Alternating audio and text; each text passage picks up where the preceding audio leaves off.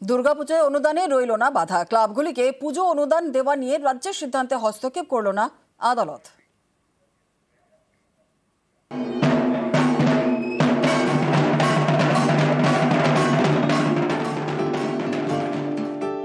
সামনেই দুর্গাপুজো। এবছর ক্লাবগুলিকে 1,10,000 টাকা করে অনুদান দিচ্ছে রাজ্য সরকার। এর বিরোধিতায় একাধিক মামলা হয় কলকাতা হাইকোর্টে। বুধবার বিচারপতি স্মিতা দাস দে এবং বিচারপতি সুজয় পালের বেঞ্চে শুনানি হয়। ডিভিশন বেঞ্চ বলে, রাজ্যের পুজো অনুদান সিদ্ধান্তে কোনো হস্তক্ষেপ করবে না হাইকোর্ট। গত বছরের খরচের হিসেব দিলে চলতি বছরের অনুদান মিলবে। গত বছরের পুজো অনুদানের টাকা কিভাবে খরচ হয়েছে সেই হিসেব যেসব ক্লাব এখনো দিতে পারেনি তাদের অনুদান দেওয়া যাবে না। এদিন আদালত জানিয়ে দেয়, 2022 সালের 13 সেপ্টেম্বর কলকাতা হাইকোর্টের দেওয়া নির্দেশ মানতে হবে। নির্দিষ্ট সময়ে আগের বছরের টাকা খরচের ইউটিলাইজেশন সার্টিফিকেট জমা দিলে তবেই তাদের অনুদান মঞ্জুর করতে হবে। চলতি বছরে বিজয়া দশমীর 1 মাস পরে সমস্ত ক্লাবকে তাদের টাকা খরচের ইউটিলাইজেশন সার্টিফিকেট জমা দিতে হবে রাজ্য পুলিশের ডিজি ও কলকাতা পুলিশের সিপির কাছে। শুনানির সময় এদিন রাজ্যের তরফে অ্যাডভোকেট জেনারেল কিশোর দত্ত বলেন, কলকাতা পুলিশ এলাকায় 2876টি ক্লাব, সব ক্লাবই খরচের হিসেব দিয়েছে। রাজ্য পুলিশ আওতাধীন এলাকায় 41,799টি ক্লাব। গত বছর পুজো অনুদান নেয় 41,795টি ক্লাব। এর মধ্যে 41,792টি ক্লাব খরচের হিসেব দিয়েছে। শুধুমাত্র শিলিগুড়ির 3টি ক্লাব দেয়নি। আমাদের ফল্টই হয়েছিল, কারণ আমাদের বিলটা সঠিক টাইম মতো জমা দেওয়া হয়নি। কারণ আমাদের এটা আগাগোড়াই মহিলা চালিত পূজা। এবার আমরা থাকি মহিলাদেরকে জাস্ট সাপোর্ট দেওয়ার জন্য। কোনো কারণবশত বিলটা জমা দেওয়া হয়নি। তারপরে আমাদের ক্লাবের নামে পুলিশের ওখান থেকে নোটিশ আসে। সেই নোটিশটা পেয়ে আমরা তড়িঘড়ি আমরা বিলটা সাবমিট করা হয়। অনুদানটা যদি বন্ধ হয়ে যায় তাহলে আমাদের পূজা মোটামুটি বন্ধ করতে বাধ্য। বিরোধীরা বরাবরই ক্লাবগুলিকে এভাবে পুজো অনুদান দেওয়ার বিপক্ষে।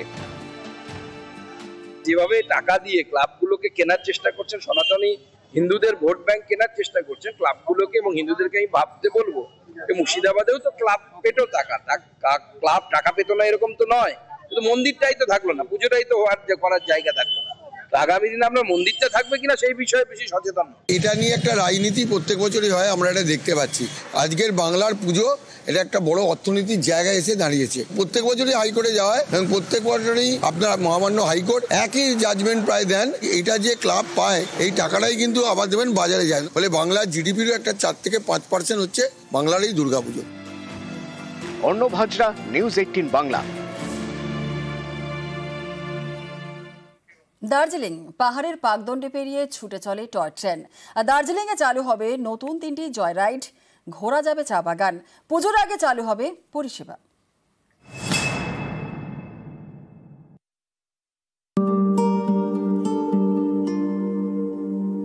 দার্জিলিং মেঘ পিয়নে বাঙালির প্রেম, সব সময় জমজমাট।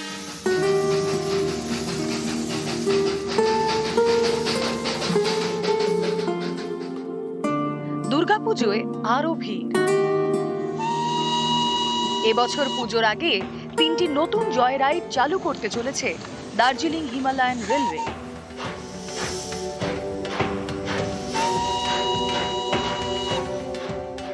টি and timber special joy ride, sunrise special joy ride এবং প্রিমিয়াম ট্রেন।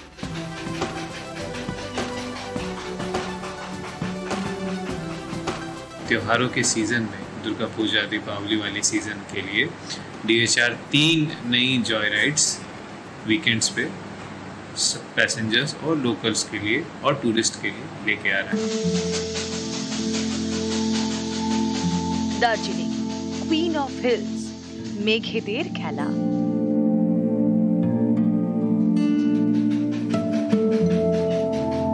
পাহাড়ের পাকদণ্ডি পেরিয়ে হেরিটেজ টয় ট্রেনের কুচ ইচ্ছে। এবার টয় ট্রেনের জয় রাইডে চা পাতার গন্ধ। সবুজ আমেজ, নতুন পথে ছুটবে টয় ট্রেন। পুজোর আগে চালু হবে এই পরিষেবা।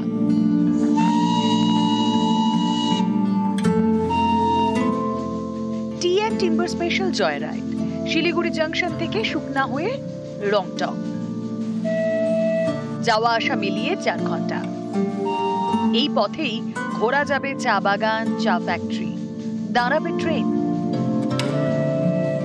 এই জয় রাইড শুক্রবার, শনিবার এবং রবিবার দুপুর 12টা থেকে শুরু হবে।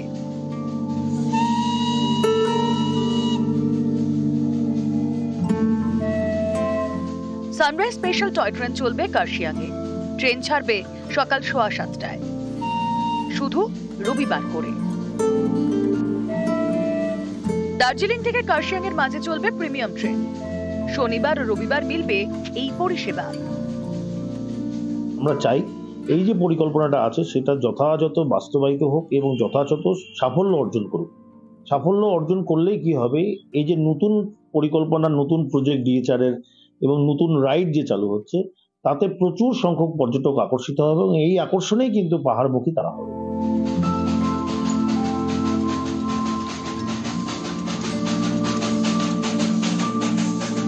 প্রণব ছেত্রীর সঙ্গে পার্থপ্রতিম সরকার, নিউজ 18 বাংলা।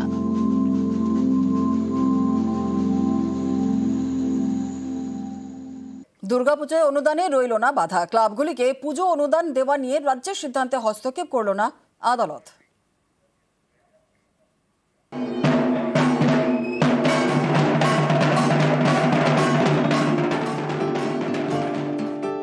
সামনেই দুর্গাপুজো। এবছর ক্লাবগুলিকে 1,10,000 টাকা করে অনুদান দিচ্ছে রাজ্য সরকার। এর বিরোধিতায় একাধিক মামলা হয় কলকাতা হাইকোর্টে। বুধবার বিচারপতি স্মিতা দাস দে এবং বিচারপতি সুজয় পালের বেঞ্চে শুনানি হয়। ডিভিশন বেঞ্চ বলে, রাজ্যের পুজো অনুদান সিদ্ধান্তে কোনো হস্তক্ষেপ করবে না হাইকোর্ট। গত বছরের খরচের হিসেব দিলে চলতি বছরের অনুদান মিলবে। গত বছরের পুজো অনুদানের টাকা কিভাবে খরচ হয়েছে সেই হিসেব যেসব ক্লাব এখনো দিতে পারেনি তাদের অনুদান দেওয়া যাবে না।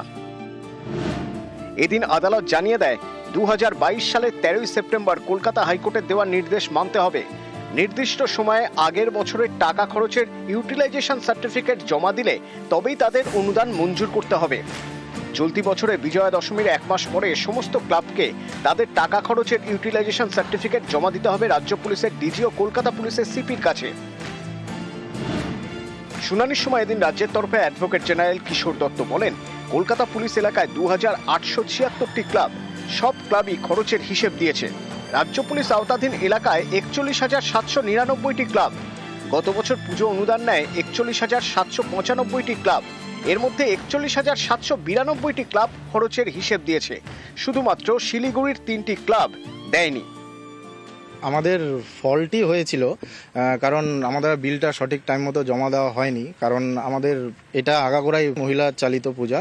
এবার আমরা থাকি মহিলাদেরকে জাস্ট সাপোর্ট দেওয়ার জন্য। কোনো কারণবশত বিলটা জমা দেওয়া হয়নি। তারপরে আমাদের ক্লাবের নামে পুলিশের ওখান থেকে নোটিশ আসে। সেই নোটিশটা পেয়ে আমরা তড়িঘড়ি আমরা বিলটা সাবমিট করা হয়। অনুদানটা যদি বন্ধ হয়ে যায় তাহলে আমাদের পূজা আমাদের মোটামুটি বন্ধ করতে বাধ্য। বিরোধীরা বরাবরই ক্লাবগুলিকে এভাবে পুজো অনুদান দেওয়ার বিপক্ষে। যেভাবে টাকা দিয়ে ক্লাবগুলোকে কেনার চেষ্টা করছেন, সনাতনী হিন্দুদের ভোট ব্যাংক কেনার চেষ্টা করছেন ক্লাবগুলোকে, এবং হিন্দুদেরকে আমি ভাবতে বলবো মুর্শিদাবাদেও তো ক্লাব পেটো ক্লাব টাকা পেতো না এরকম তো নয়, কিন্তু মন্দিরটাই তো থাকলো না, পুজোটাই তো করার জায়গা থাকলো না। আগামী দিনে আমরা মন্দিরটা থাকবে কিনা সেই বিষয়ে বেশি সচেতন। এটা নিয়ে একটা রাজনীতি প্রত্যেক বছরই হয়, আমরা এটা দেখতে পাচ্ছি। আজকের বাংলার পুজো এটা একটা বড় অর্থনীতির জায়গায় এসে দাঁড়িয়েছে। প্রত্যেক বছরই হাইকোর্টে যাওয়া হয় এবং প্রত্যেক বছরই আপনার মহামান্য হাইকোর্ট একই জাজমেন্ট প্রায় দেন। এটা যে ক্লাব পায় এই টাকাটাই কিন্তু আবার দেবেন বাজারে যায়। ফলে বাংলার জিডিপিরও একটা 4 থেকে 5% হচ্ছে বাংলার এই দুর্গাপুজো। অর্ণব হাজরা, নিউজ 18 বাংলা। দার্জিলিং পাহাড়ের পাকদণ্ডে পেরিয়ে ছুটে চলে টয় ট্রেন। দার্জিলিংয়ে চালু হবে নতুন 3টি জয় রাইড, ঘোরা যাবে চা বাগান। পুজোর আগে চালু হবে পরিষেবা।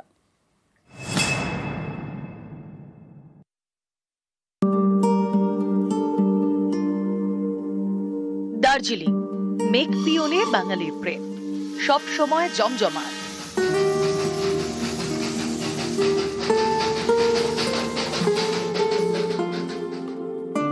দুর্গাপুজোয় আরো ভিড়।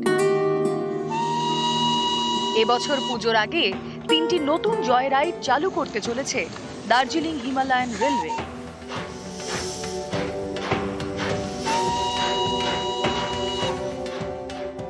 টি&N timber special joy ride, sunrise special joy ride এবং premium train.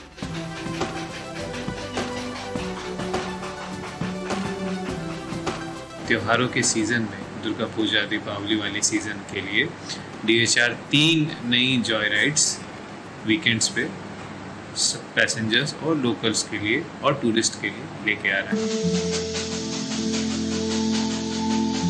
Darjeeling, queen of hills, মেঘেদের খেলা।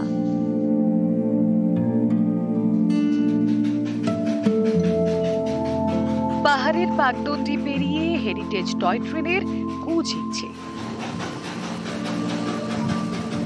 এবার টয় ট্রেনের জয় রাইডে চা পাতার গন্ধ। সবুজ আমেজ, নতুন পথে ছুটবে টয় ট্রেন। পুজোর আগে চালু হবে এই পরিষেবা।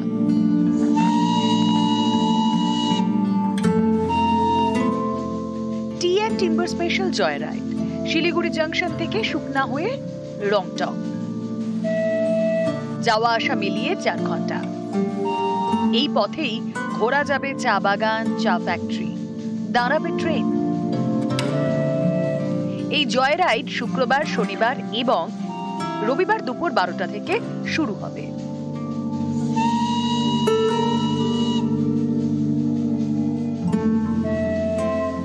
সানরাইজ স্পেশাল টয় ট্রেন চলবে কার্শিয়াংয়ে। ট্রেন ছাড়বে সকাল 7:15টায়, শুধু রবিবার করে। দার্জিলিং থেকে কার্শিয়াং এর মাঝে চলবে প্রিমিয়াম ট্রেন। শনিবার ও রবিবার মিলবে এই পরিষেবা। আমরা চাই এই যে পরিকল্পনাটা আছে সেটা যথাযথ বাস্তবায়িত হোক এবং যথাযথ সাফল্য অর্জন করুক।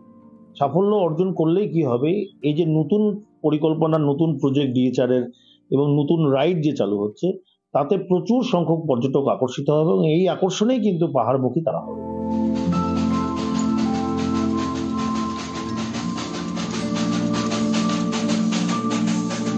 প্রণব ছেত্রীর সঙ্গে পার্থ প্রতিম সরকার, নিউজ 18 বাংলা।